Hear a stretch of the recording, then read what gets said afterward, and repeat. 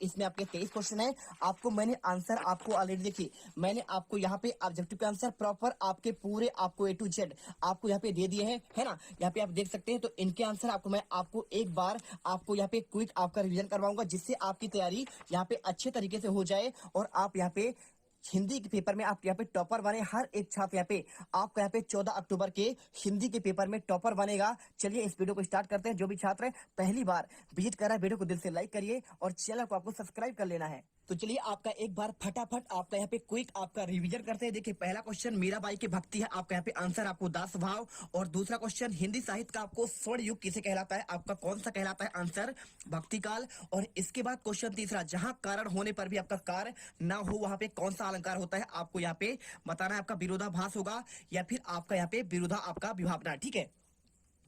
तो देखिए आपको आंसर आपको यहाँ पे द नंबर लगाना है। और इसके बाद क्वेश्चन फूले न समाना मुहावरे का अर्थ है, आपको आंसर करना है, आपको अत्यंत खुश होना।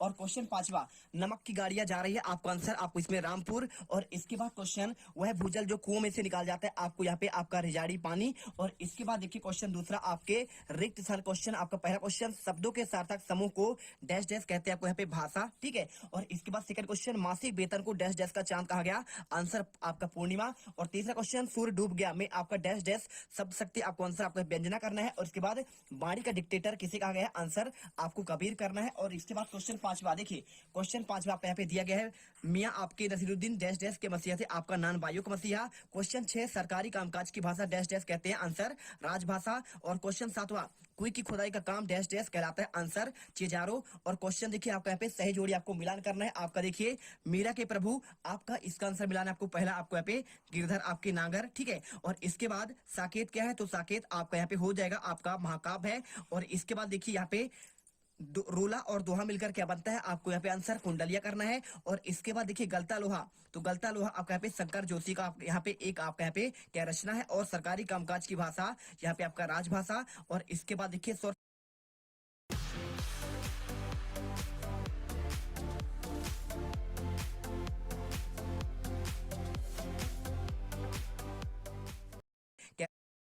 पेश है सिंजेंटा का क्रॉप वाइज ग्रोअर ऐप, सब्जियों और फसलों की उपयुक्त जानकारी क्या रचना है। और सरकारी कामकाज की भाषा यहाँ पे आपका राजभाषा। और इसके बाद देखिए स्वर सामग्री आपका यहाँ पे लता मंगेशकर, आपका आंसर हो जाएगा। वीडियो अच्छी लगे, दिल से आपको पसंद आए, तभी आप वीडियो को लाइक करिएगा और सब्सक्राइब तभी करिए जब आपका यहाँ पे दिल करे कि सर आप यहाँ पे अच्छे कंटेंट आप दे रहे हैं, तो आप यहाँ पे लाइक करिएगा, ठीक है। इसके बाद आपको फटाफट रिवीजन करना है, एक वाक्य में उत्तर। देखिए चिरंगा का किसका प्रतीक है, आपको तो आपको यहाँ पे चिरंगा जनता के सुख सुविधाओं का प्रतीक है। और चंपा कवि से क्या कहना चाहती है, आपको तो आपको आंसर लिखना है, कागज ही गोदा करते हो दिन भर, आपको यहाँ पे ये आपका चंपा का कहना है। और दो महाकाव्यकारों के नाम और एक एक रचना, देखिए आपका कामायनी पहला, दूसरा आपका रामचरित मानस।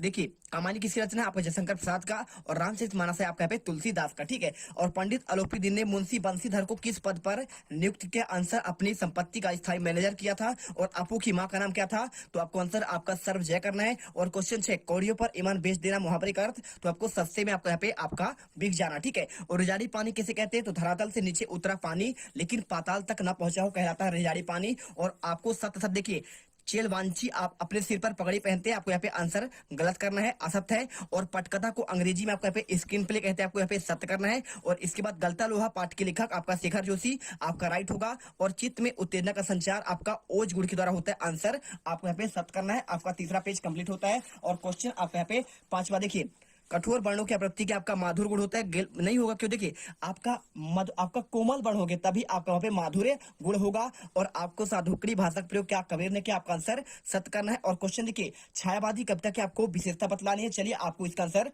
दिखाते हैं। तो यहाँ पर देखिए आपको यहाँ पे आपके छायावाद आपका यहाँ पे 1920 से लेकर आपका यहाँ पे 1935 तक था। आपको इसकी यहाँ पे कितने आपके यहाँ पे मात्र आपको यहाँ पे 2 नंबर क्वेश्चन है ना, तो 2 नंबर को आपको यहाँ पे आपको 2 ही विशेषता आपको बदलनी चाहिए। पहला आपको लिखना है स्थूल के प्रति आपका सूक्ष्म का विरोध, ठीक है।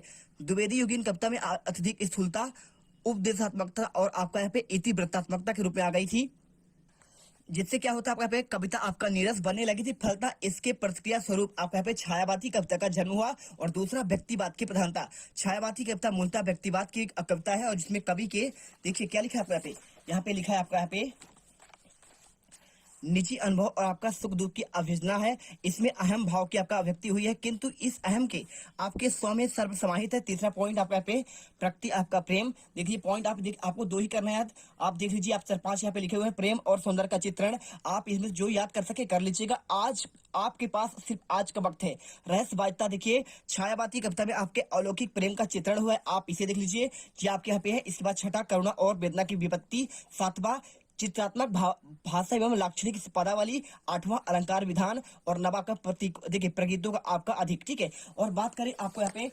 छायावादी, आप अगर पूछा जाए आपके कवि के नाम, तो आपको एक यहाँ पे ट्रिक याद करिए, यकीन मानिए छात्रों बहुत ही बेहतरीन ट्रिक है। चलिए मैं आपको यहाँ पे बता ही देता हूँ, क्योंकि आपको यहाँ पे याद होना भी आपको आवश्यक है, ठीक है। समझिए, तो यदि आपको छायावादी का आपको ट्रिक याद करना है, देखिए छायावादी कवियों का नाम कैसे आपको यहाँ पे याद करना है। छायावादी लिख लीजिए और आप एक वर्ड याद कर लीजिए, जसु आपका मनी, ठीक है।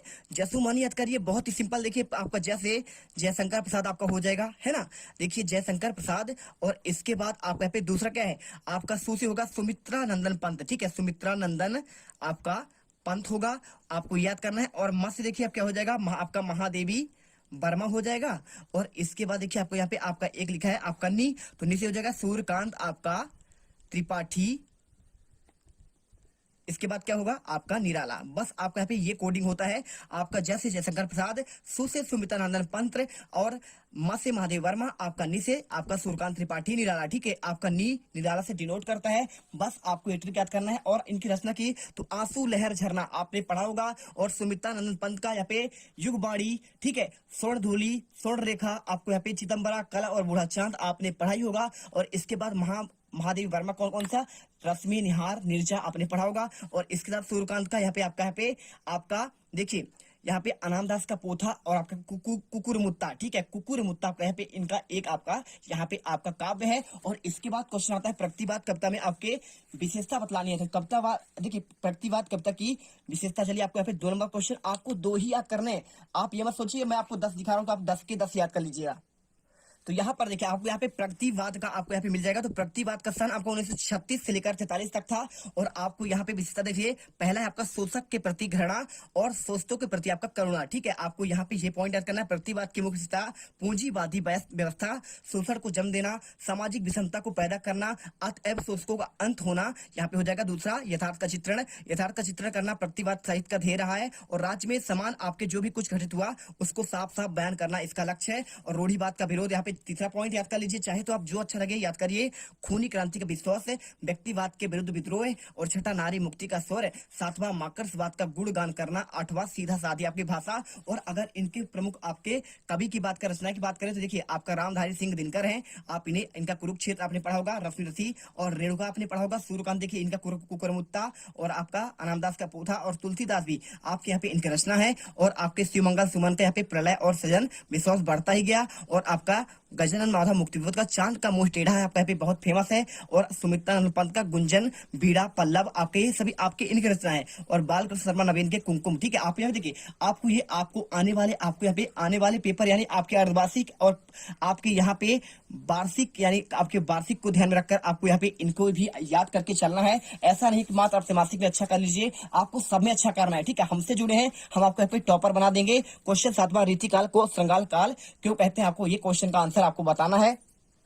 तो देखिए आपको यहाँ पे आपका जो व्याकरण आपका पोर्शन होता है, आपको यहाँ पे क्वेश्चन आपको अच्छे से सब कुछ याद कर लेना चाहिए। जैसे आप यहाँ पे आदिकाल की बात करें तो आदिकाल की आपको विशेषता आपको याद करनी चाहिए। देखिए आपको इसका भी आपको यहाँ पे विशेषता की बात कर रहे हैं। आपको संदिग्ध रचनाएं, युद्धों का सजीव वर्णन, आपको ये क्वेश्चन भी आपको ध्यान रखकर आपको चलना है। यदि क्वेश्चन आपको यहाँ पे ये क्वेश्चन आए आपको अलग अलग सेट पर, तो आपको यहाँ पे ये क्वेश्चन भी आपको यहाँ पे देख कर चलिए। और वीर गाथा के आपका प्रमुख कवि और रचनाएं देखिए, चंद्रवरदाई, पृथ्वीराज रासो इनकी रचना है। और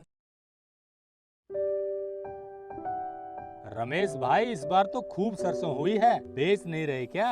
अरे है। और नरपति नाल हो गया, और आपका जागनिक हो गया, आलाखंड, और अमीर खुसरो हो गया। आप यहाँ पे ये सभी आपका विद्यापति का कीर्ति पताका और परावाली आपके रचनाएं दिए गए हैं। और दलपति विजय का खुमान रासो, ठीक है। और भक्ति काल की बात करें, देखिए भक्ति काल आपका यहाँ पे आपका इसमें ज्ञान मार्गी आपका देखो 2 शाखा है, निर्गुण आपका भक्ति धारा और आपका सगुण आपका भक्ति धारा, ठीक है। तो निर्गुण की बात करें ज्ञान मार्गी है, और आपका यहाँ पे प्रेम मार्गी। निर्गुण में आपके 2 ही है, ज्ञान मार्गी किसके, ज्ञान मार्गी आपके कबीर कहलाते हैं, और प्रेम मार्गी कौन कहलाते हैं, प्रेम मार्गी कहलाते हैं आपका मलिक मोहम्मद जायसी। और देखिए सगुण भक्त धारा का आपका पे एक रामाश्री है, एक आपका कृष्णाश्री, मतलब राम का जो आश्रय लिए कौन, तुलसीदास, और कृष्ण का कौन दिया आपका सूरदास। बस आपको सिंपल सा यार आपको समझना है, बस हो गया। इसके बाद देखिए निर्गुण भक्ति, आपको वही चीज आपको पूरा बताया गया है। देखिए प्रेमाश्री में आपको यहाँ पे वही आपको उनका नाम आएगा जायसी आएगा, और ज्ञानश्री आपको यहाँ पे आएगा आप कबीर आ जाएगा, है ना।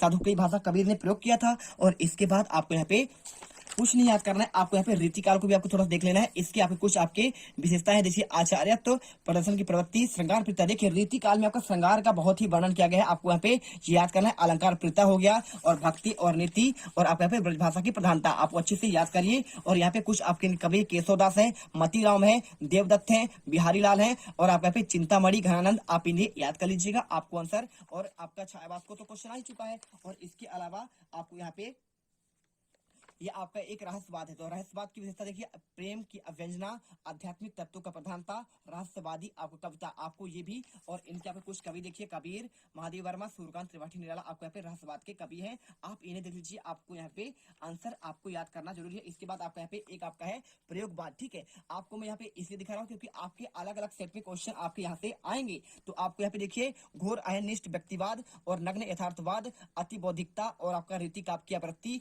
आपको यहाँ पे प्रयोगवाद कुछ कवि देखिए सच्चिदानंद हीरानंद बास्यान अज्ञे, इनकी रचना आगन के पार, बाबरा एहरी और इत्तलम, गजानन मानव मुक्तिबोध का चांद का मुंह टेढ़ा है। और आपको यहाँ पे ये दिया, बस आपको इतना याद करना है। और एक आपको यहाँ पे नई कविता है, नई कविता देखिए विशेषता आपको आधुनिकता का अव्यक्ति, और आपका शिल्पगत आपकी नवीनता, आपको यहाँ पे याद करना है। और कुछ आपके कवि यहाँ पे दुष्यंत कुमार हो गए और धर्मवीर भारती, आपको यह दो कवि आपको याद करके रखना है। और मानव मुक्तिबोध और भवानी प्रसाद, ठीक है। साय में धूप और एक कंठ बिस्पाई इनकी रचना, और धर्मवीर भारती का अंधा युग, और कनुप्रिया, और चांद का मुंह टेढ़ा है मुक्तिबोध का, और गीत फरोज भवानी आपका मिश्र का। बस आप इतना याद करिए, और इसके अलावा कुछ याद मत करिएगा। और इसके बाद क्वेश्चन आपके यहाँ दिया गया है। अब देखिए रीतिकाल को श्रृंगार काल क्यों कहा गया, आपको आंसर इन्हीं को याद करना है। बस आपको वहां पे आपको दिखा दिया। आपको यदि आपको अलग अलग सेट पर क्वेश्चन आए तो आप कर लीजिएगा।